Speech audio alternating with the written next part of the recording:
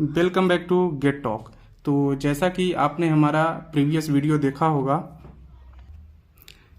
कि उसमें हमने पूरा बेसिक आपका क्लियर किया था कि ट्रांसपोर्टेशन प्रॉब्लम्स क्या होते हैं और बैलेंस और अनबैलेंस क्या होते हैं, उसमें कौन कौन सी कैटेगरीज होती हैं।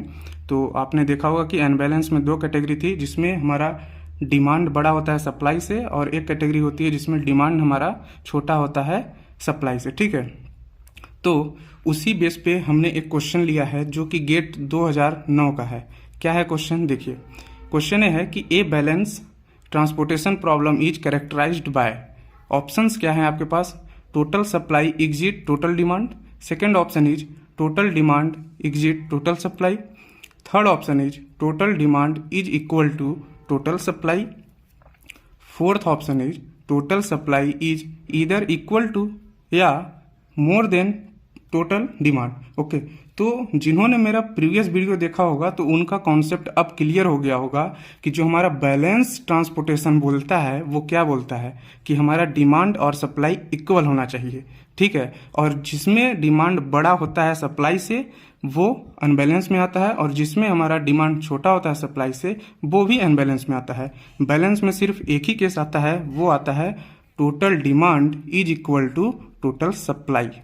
तो आप देख सकते हैं इसी तरह क्वेश्चन आते हैं और कितने इजी हैं, और आपने देखते ही इसको उड़ा दिया। ठीक है, देखिए अब मैंने नेक्स्ट क्वेश्चन लेके आया हूं जिसमें मैं नॉर्थ वेस्ट कॉर्नर रूल के ऊपर, नॉर्थ वेस्ट कॉर्नर रूल, इसके ऊपर मैं न्यूमेरिकल सॉल्व करने वाला हूं। कुछ गेट के पीवाईक्यू हैं और कुछ हमारे हैं। तो देखिए एक क्वेश्चन क्या बोलता है, आप स्क्रीन पे देख सकते हैं कि क्वेश्चन बोल रहा है the unit cost matrix of balance transportation problem is so below. तो आपको एक कुछ दिख रहा होगा और बोल रहा है the transportation cost of the initial basic feasible solution obtained by the north west corner rules. Okay, तो इसमें आपको दे दिया कि इनिशियल बेसिक फिजिबल, क्योंकि आपको पता होगा कि नॉर्थ वेस्ट कॉर्नर रूल जो आता है वो इनिशियल बेसिक फिजिबल सोल्यूशन का एक टाइप है। ठीक है, तो इसमें इन्होंने नॉर्थ वेस्ट कॉर्नर रूल्स बोल दिया है कि इस मेथड से आपको सॉल्व करना है। ठीक है, तो देखिए नॉर्थ वेस्ट कॉर्नर रूल को सॉल्व करने के दो स्टेप हैं, आप नोट डाउन करिए। मैं आपको बता रहा हूँ कौन कौन से वो स्टेप फॉलो करने हैं क्वेश्चन को सॉल्व करने से पहले। तो पहला स्टेप ये होता है कि सबसे पहले आपको चेक करना है कि जो हमारा ये ब्लॉक है ये हमारा बैलेंस है या अनबैलेंस है। तो पहले आपको यही चेक करना है कि वो बैलेंस है या अनबैलेंस है, जो कि मैंने पहले बताया था पिछले वीडियो में कि कैसे चेक किया जाता है। ठीक है, तो पहला स्टेप होता है कि बैलेंस और अनबैलेंस चेक करना। सेकेंड स्टेप होता है कि सप्लाई और डिमांड में, सप्लाई और डिमांड में जो सबसे छोटा रहता है, सप्लाई और डिमांड में जो सबसे छोटा रहता है उसको हम कहाँ लिखते हैं, कॉस्ट ऑफ ट्रांसपोर्टेशन में। कॉस्ट ऑफ ट्रांसपोर्टेशन क्या होता है, CIJ। जैसे मैंने बताया था कि यहाँ पे XI होता है और यहाँ पे CIJ होता है, तो यहाँ पे हम लिखते हैं कॉस्ट ऑफ ट्रांसपोर्टेशन जो इनमें से छोटा होगा। ठीक है, और फिर इसके बाद हम सप्लाई और डिमांड अप्लाई करते हैं। थर्ड स्टेप क्या होता है, थर्ड स्टेप ये होता है जब सप्लाई और डिमांड जीरो हो जाता है तब हम क्वांटिटी और कॉस्ट का मल्टीप्लाई करके transportation, total transportation cost find करते हैं। ठीक है, तो ये तीन स्टेप आपको फॉलो करेंगे, इसके बाद आपको पता चल जाएगा कि जो हमारा ट्रांसपोर्टेशन का कॉस्ट है वो कितना होगा। ठीक, ट्रांसपोर्टेशन कॉस्ट हम कैसे फाइंड करते हैं, quantity and cost of transportation को मल्टीप्लाई करके। ठीक, तो अब देखते हैं कि हम नॉर्थ वेस्ट कॉर्नर रूल्स का पहला हम देखते हैं कि ये जो प्रॉब्लम्स है ये हमारा बैलेंस है या अनबैलेंस है। तो चलिए चेक करते हैं। पहले हम क्या करते हैं कि सप्लाई का हमने सम किया तो कितना हुआ, 60 प्लस 80, और यहाँ पे हमने डिमांड का सम किया वो कितना होगा, 50 प्लस 120 प्लस 30। इनको आपको सम करना है। ठीक है, सम कीजिए, 60 120 80 200। ठीक है, 50 30 80 20 100 और 100 200। तो ये आप देख सकते हैं कि ये प्रॉब्लम हमारा क्या है, बैलेंस्ड है। तो हमारा पहला स्टेप क्या हुआ, क्लियर हुआ कि ये प्रॉब्लम हमारा बैलेंस है। सेकंड स्टेप में हमको जाना है सप्लाई और डिमांड में, सप्लाई और डिमांड में जो सबसे छोटा होगा उसको हमको लिखना है कहाँ, कॉस्ट ऑफ ट्रांसपोर्टेशन में। चलिए देखते हैं कैसे करना है। देखिए आपका ये सोर्स है और ये डेस्टिनेशन है, तो जो सप्लाई ए है और ये डिमांड है, मतलब S1 सोर्स के लिए हमने सप्लाई इतना दे रहा हूँ और डेस्टिनेशन 1 के लिए हमारा डिमांड इतना है। ठीक है, तो देखिए इसमें हम देखते हैं पहला स्टेप ये है, इसको हमने कॉस्ट ऑफ ट्रांसपोर्टेशन क्या लिखना है, ये 60 है और ये 50 है, इनमें दो स्मॉलेस्ट वैल्यू कौन सी है, 50 है, तो हमको यहाँ लिखना है 50। ओके, जब 50 लिखेंगे तो 50 में 60 घटाएंगे कितना बचेगा, 10, और इसको काट देंगे तो हो गया क्या, 0। तो जब ये 0 हो गया तो ये जो हमारा कॉलम था ये खत्म हो गया। ठीक है, ये खत्म हो गया। नेक्स्ट हमको देखना है, फिर से रेंडमली हमको कहीं से भी अप्लाई करना है एक लाइन से। अब इसमें देखना है सप्लाई और डिमांड में सबसे छोटा वैल्यू कौन है, सबसे छोटी वैल्यू है हमारी 10, तो 10 को हमने यहाँ लिखा, फिर इसको हमने कट किया तो यहाँ 0 बचा और यहाँ पे किया 110 बचा। ठीक, तो ए वाला रो हमारा क्या होगा, निगलेक्ट हो गया। अब इतने मैट्रिक्स में हमको देखना है, ठीक है, इतने मैट्रिक्स में, तो अब चार में हमने अप्लाई किया, 60 है और 110 है, सबसे छोटा कौन हुआ, 60, ए हुआ कट और ये हुआ 40, 50, यहाँ बचा 50, ये कट हो गया तो ये भी हमारा रो खत्म। अब हम इसमें आते हैं, यहाँ देख रहे हैं 80 है और यहाँ है 50, तो यहाँ क्या आएगा 50, यहाँ कितना बचेगा 30, ये हुआ 0 और ये ख़त्म। यहाँ आते हैं तो यहाँ 30 है और यहाँ भी 30 है, तो यहाँ क्या आया 30। तो अब जब हमको फाइंड करना होगा total minimum transportation cost, minimum क्यों सर, कि आप ये बताओ कि कोई भी मटेरियल आप मंगा रहे हो, अगर 4 प्लेसेस हैं आपके पास, ए है और ए है, तो आप कहाँ से मंगाएंगे, जहाँ से आपका मिनिमम कॉस्ट लगेगा आप वहीं से तो मंगाएंगे, कोई भी ज़्यादा कॉस्ट नहीं देना चाहेगा किसी को भी, तो मिनिमम कॉस्ट हम फाइंड करते हैं। तो मिनिमम कॉस्ट में क्या होता है, summation of quantity x into C क्या है, कॉस्ट ऑफ ट्रांसपोर्टेशन, x क्या है, क्वांटिटी ऑफ क्वांटिटी। ठीक है, तो अब इसको कैसे करना है, 7 into 15 plus 3 into 10 plus 4 into 60 plus 6 into 50 plus 7 into 30, ये हुआ 7 into 50, 3 into 10, 4 into 60, 6 into 50, 7 into 30। आपको अगर चेक करना है कि क्या ये जो मैंने सॉल्व किया है ये सही है या नहीं, तो आप सॉल्व ऐसे चेक कर सकते हैं कि जो आप लास्ट में कैंसिल कर रहे हैं, ये 30 और 30 कैंसिल हुआ, 0 हुआ है, अगर ये 0 लास्ट में आता है तब आप सही किए हैं अप्रोच। अगर आपका ये सही नहीं आया, 0 नहीं आया, तो आपको समझ आ जाएगा कि ये जो हमने किया है कहीं ना कहीं हमने एरर किया है। तो हम total minimum transportation cost find कर रहे थे, इसका जब हमने सम किया तो सम हमारा कितना आएगा देखते हैं।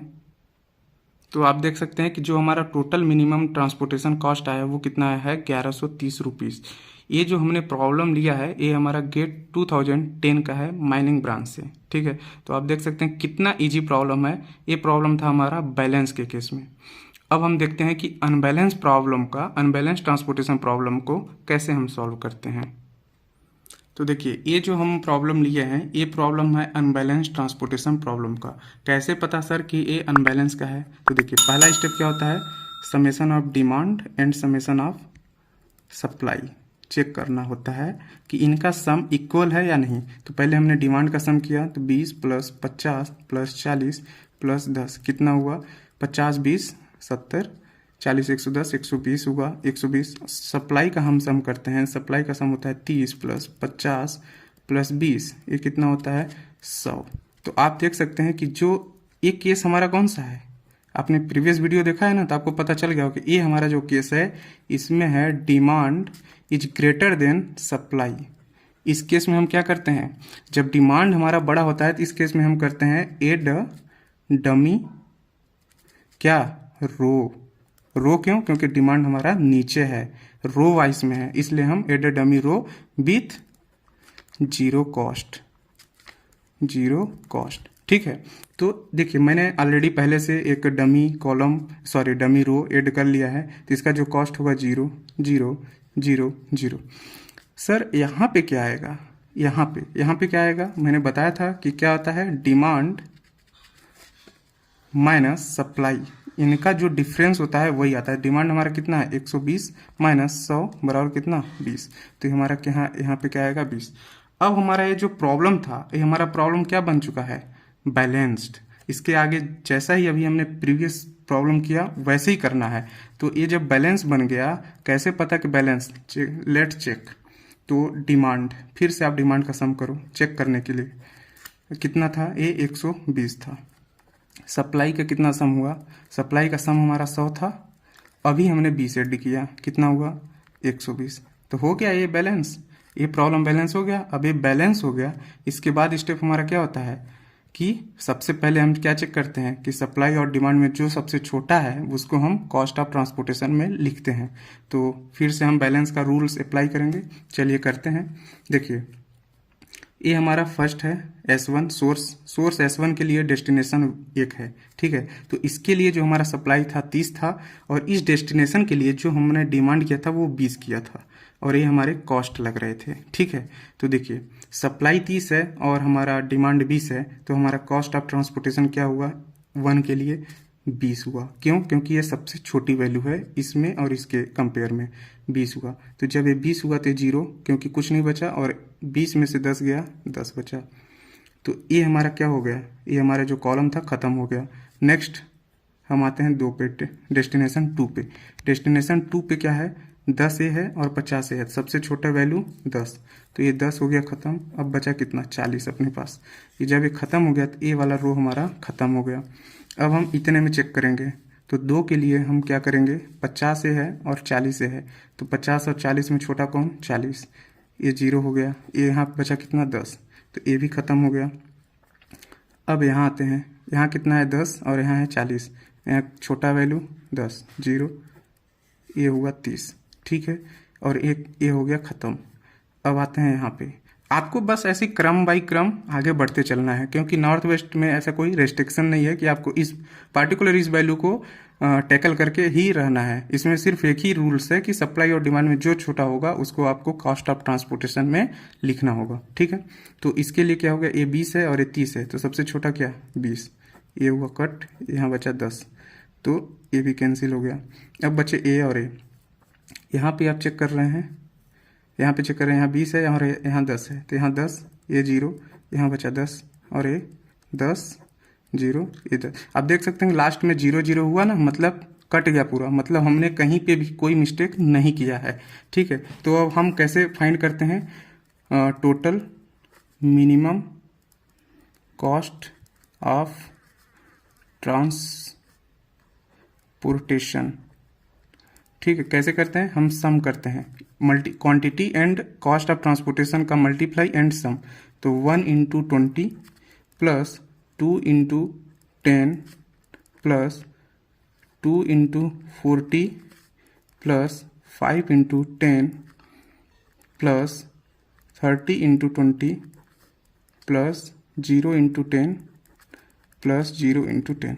तो इसका जो सम होता है वो कितना होता है, 20 प्लस 20 प्लस 2 × 40 80 प्लस 50 प्लस